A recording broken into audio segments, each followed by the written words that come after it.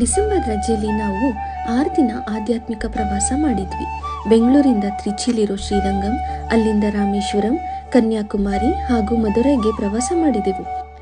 ಈ ವಿಡಿಯೋಲಿ ನಾನು ನಮ್ಮ ಶ್ರೀರಂಗಂನ ಪ್ರವಾಸದ ಬಗ್ಗೆ ಮಾತಾಡ್ತೀನಿ. ಬೆಳಗ್ಗೆ ಬೆಂಗಳೂರಿಂದ ಹೊರಟು ಸಂಜೆ 4:15 ಅಷ್ಟರಲ್ಲಿ ಶ್ರೀರಂಗಂಗೆ ಹೋದೆವು.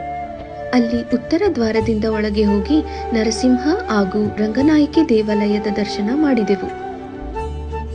ನಂತರ ಶ್ರೀರಂಗನಾಥ ಸ್ವಾಮಿಯ ದರ್ಶನ ಮಾಡಿ 1000 ವರ್ಷಗಳಿಂದ ಶ್ರೀಗಂಧ ಹಾಗೂ ಕೇಸರಿಯಿಂದ ಸಂರಕ್ಷಿಸಿರೋ ಶ್ರೀ ಗುರು ರಾಮಾನುಜಾಚಾರ್ಯ ಅವರ ದೇವಾಲಯಕ್ಕೆ ಹೋದೆವು.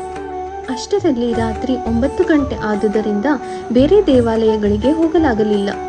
ಇಲ್ಲಿಗೆ ಜನರು ಕರ್ನಾಟಕದಲ್ಲಿರೋ ಆದಿರಂಗ, ಮಧ್ಯರಂಗ ದರ್ಶನ ಮಾಡಿ ಕೊನೆಗೆ ಇಲ್ಲಿರೋ ಅಂತ್ಯರಂಗ ದರ್ಶನಕ್ಕೆ ಬರುತ್ತಾರೆ.